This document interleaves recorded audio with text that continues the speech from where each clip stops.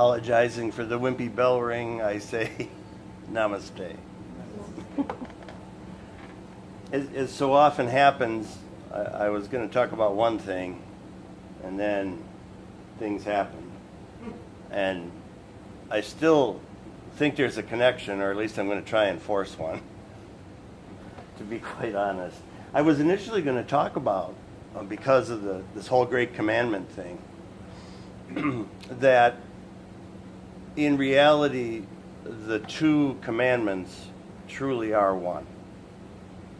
And the reason I say that is that the first part, the first one, love God, doesn't matter at all if you can't do the second. And the reason it doesn't matter, and we can go through, mystics throughout history. Was it Teresa or Therese who said, God has no arms or legs now but yours? Meaning you have to do the work of God. Or, I think it was, there's passages in Paul that make reference to, John, the John letters. If you can't love your brother or sister who you can see, how can you love God who you can't see? The answer is you can't. And thirdly, if we believe, really believe, that a portion of God dwells in all of us, then the refusal to love any of us is a refusal to love God. So if you can't do the second one, you can't do the first.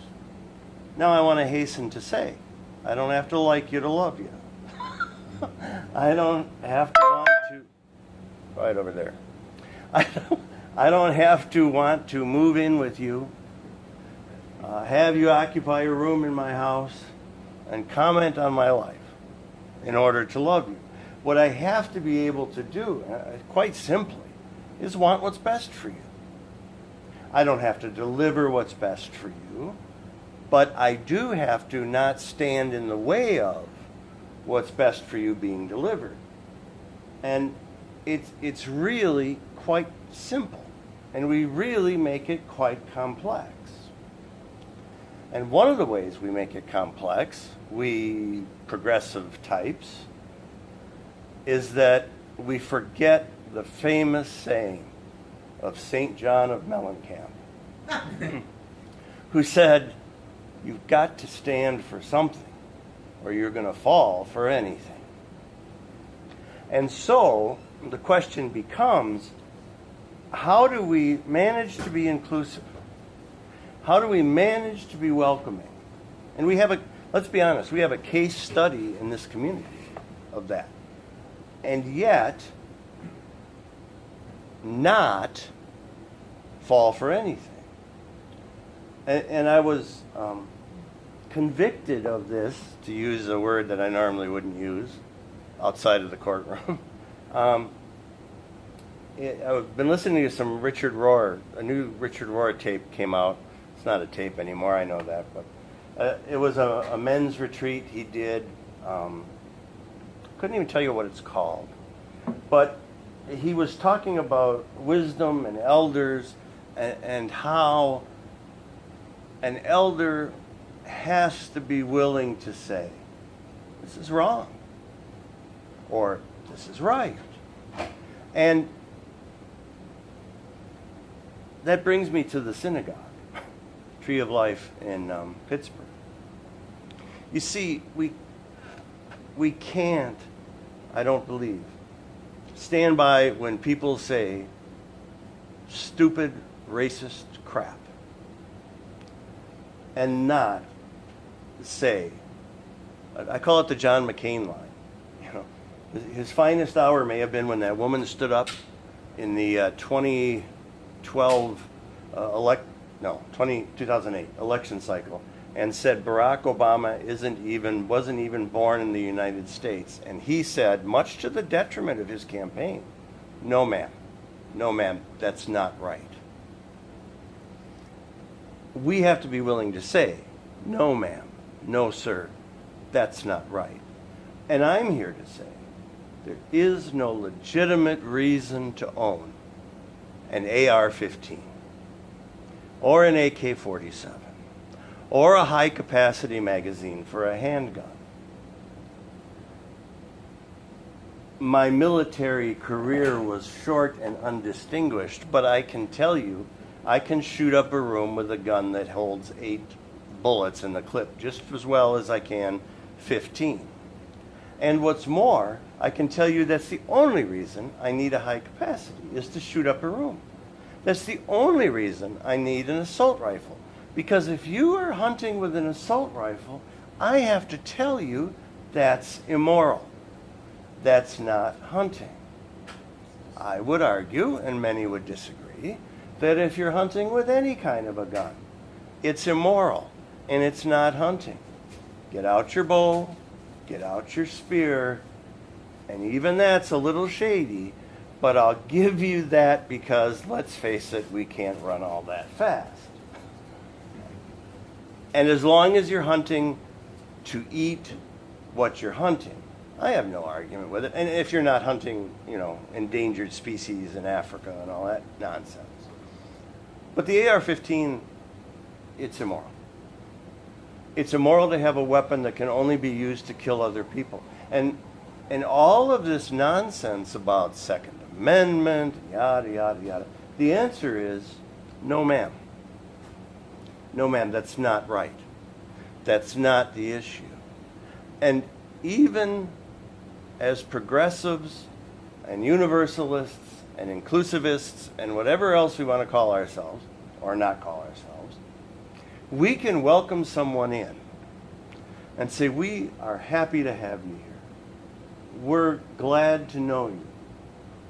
But as I said to someone on the internet this morning, I like you too, but you're behaving like a bully. And we have to be able to do that. Because if we don't, we're falling into exactly what St. John of Mellencamp pointed out. We're falling for anything. We aren't taking positions. We aren't taking a stand. Now, I don't have to get into a fist fight over it. We can agree to disagree, but the stand has to happen. And I think the reason progressives are generally afraid, even moderates, afraid to speak their mind is because we've seen so many mind speakers who are aggressive and not assertive, who are bullies, who misbehave, who badger. And in our minds, I think we come to equate that with taking a stand. And it's not the same thing at all. It's never appropriate to say to somebody, in all capitals, metaphorically speaking, this is how it is, and that's just the way it is, and if you don't believe that, you're just an idiot. No, I think we have to be careful. I think we have to go back to the great commandment, the only part of it that really matters, love your neighbor as yourself, and say it's absolutely inappropriate for me to indulge in a personal attack on somebody, regardless of how off the chain their beliefs may be.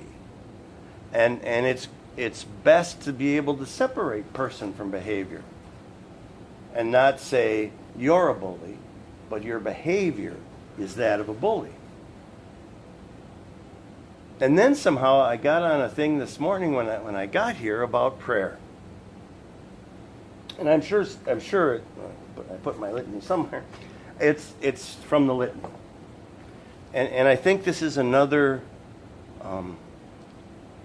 progressive peccadillo, is that we start to ask ourselves, why are we praying? If we don't believe in an interventionist God, why are we praying? In my first church, they wanted to change when we stood up and held hands right after we sang a gender-neutral version of Kumbaya. We would offer our prayers, and the response would be, God, hear our prayer. And one of the members said to me one day, we should change that to God hears our prayer, so that we're not actually asking anything. And I said, then why bother? If you want to just stand up and announce things that you believe God has already heard, that's kind of like limiting your TV watching to reruns during the summer. You can ask somebody to hear something, believe that they've heard it, and you don't have to sort of run through a legal disclaimer about, it's sort of like that part they speed up at the end of radio ads now. But here's how I think prayer works. God is in us. We are not God, but God is in us. If you've ever journaled, I'm shifting gears here, so. If you've ever journaled, you know that there's something about writing it down that makes it real. And that gives us the ability to kind of mentally look at it and manipulate it and toss it around and consider it. I believe that speaking those things is probably not quite as effective as journaling. That's why I consider journaling prayer. But, speaking the truth also makes it real. Maybe not in a way we can look at it, but we hear it, we can process it, we can jumble it around. If God dwells in us, I suppose we can argue that God already, in fact, the Bible would say God already knows what we're going to pray and ask for even before we do. But still, who's the arms and the legs? Us. And so we gather in a group or by ourselves, and we express the things we're concerned about or happy about or confused, whatever it is. And this process occurs where I believe it's fair enough to say that the Spirit starts to put things in motion through our manipulating our words, if you will, and the holy nudging starts to occur, And I think that's not intervention. That's not God as marionettist or chess player or anything else. Did I told the joke about Jesus taking over for St. Peter. St. Peter's really backed up one day, and at the gate, not personal. But, although maybe,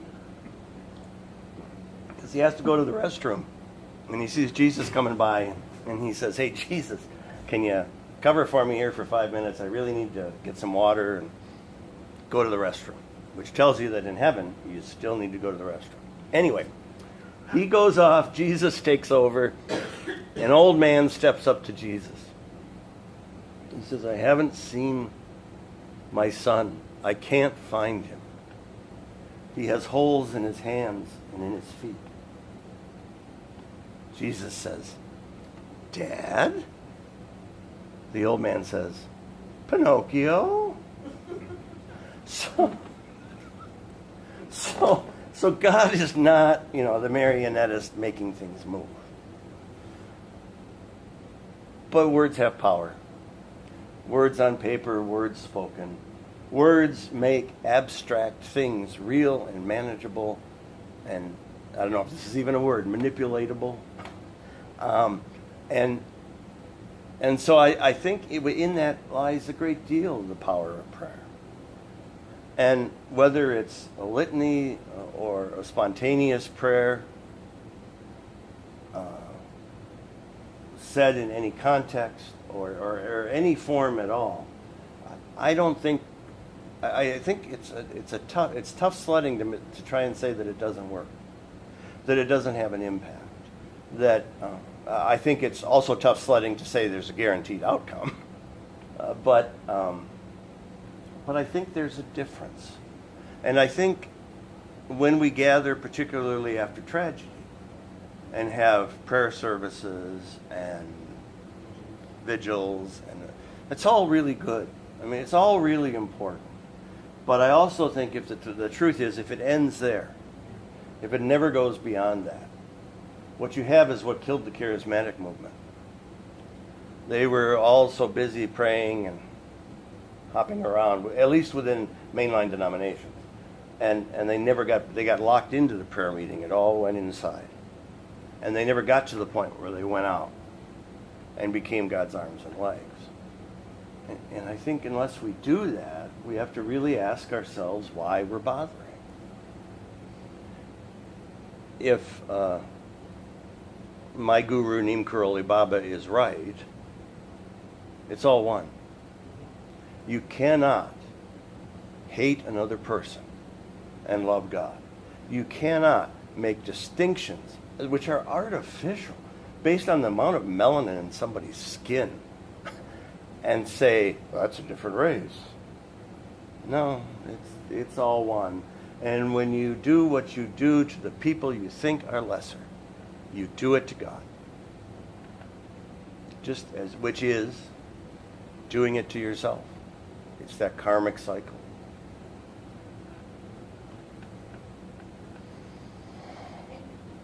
Mm-hmm.